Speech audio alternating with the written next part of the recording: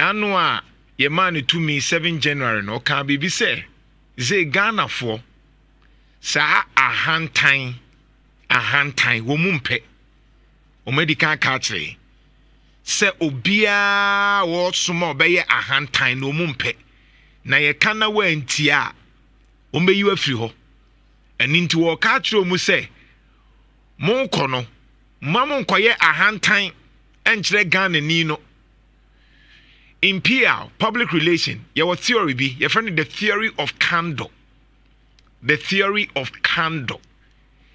enum ne yenya bibi e friend candid efriye the case will be a candid that or ye nukredifo or kanokro kan pepepe omfa bibi ansie de etie no obeka ne pepepe into or say monfa humility any candor ahobrase any nukredie any so bema bibie mu ada ho fine na enkoye adwuma no na mema ban de so obeye ahantan so obeye dwe enye meme so ntima ka kire mu Ira Jo Mahama Nhyira FM head of research Eugene Osei-Tutu Eugene Machi.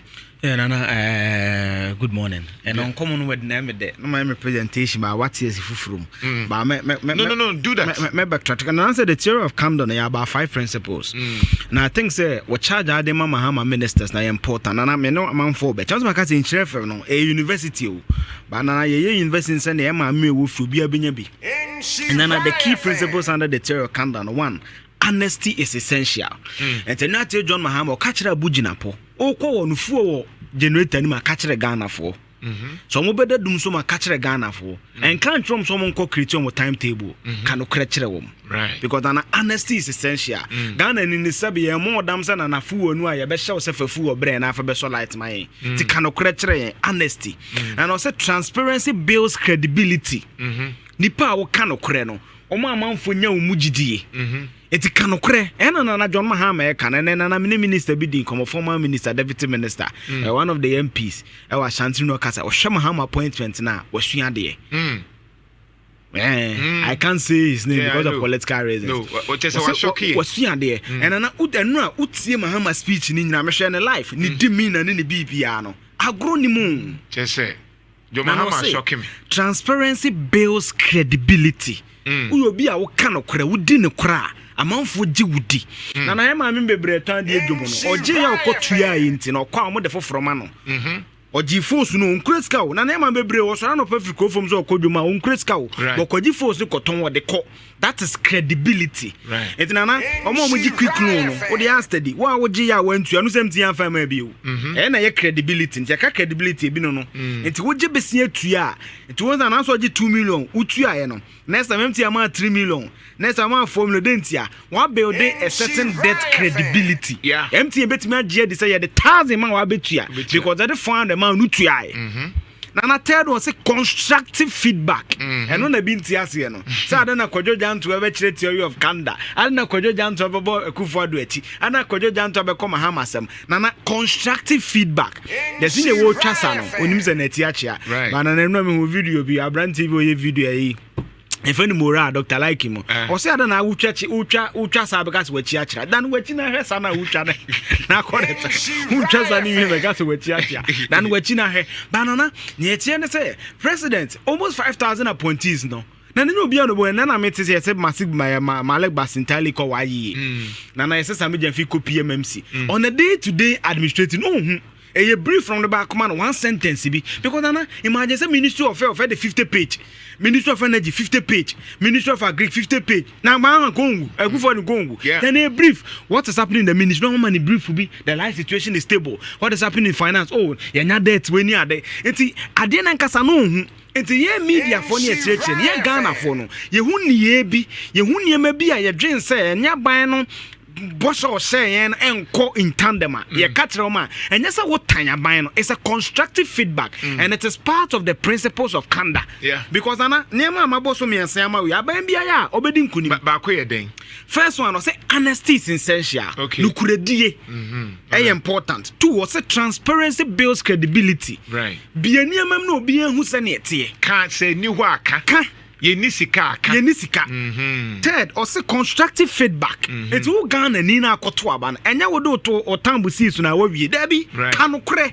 My feedback, the wound on constructive, and shut down my cousin. And then I'm a 25 economy, Messiah, free such as Messiah, and as I end this in free such as in your papa, but baby, what and it's baby and then have constructive feedback. First, you must accept that they can do it can be workable. 2 year own and credit DNA, say that is constructive feedback. So you criticize and you are due solutions. Sanity. Nana phone or say courage in communication. And or China say and then national cathedral. Oh, private sector maybe near their bicycle could see there be. Courage no cannot crash Ghana for. Communicate and a fifth one important you must say mutual respect. Because I know Brunebeka say respect is symbiotic in a way. Ubumia mi boom. It's ministers na bano. Meniaje. They should respect Ghanaians. Don't insult us because Anna say be Israel fam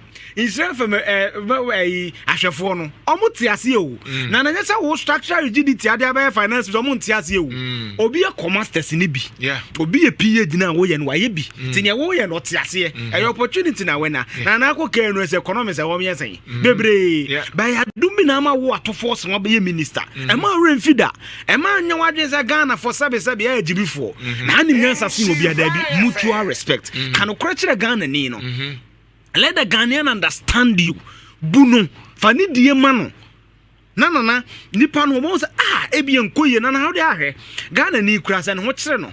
Na okoba ebi na de ni die mana. Wo say nipa na koma to ne yam. One ne kasa yi a. Wa nya bia ma no ba de kwan afa so no. Yes, o just papa one ma kasa yi. And na Ghana for side ne here respect yan yo bi a ye niska ba na wo tun ye ni kasa fom zesi a.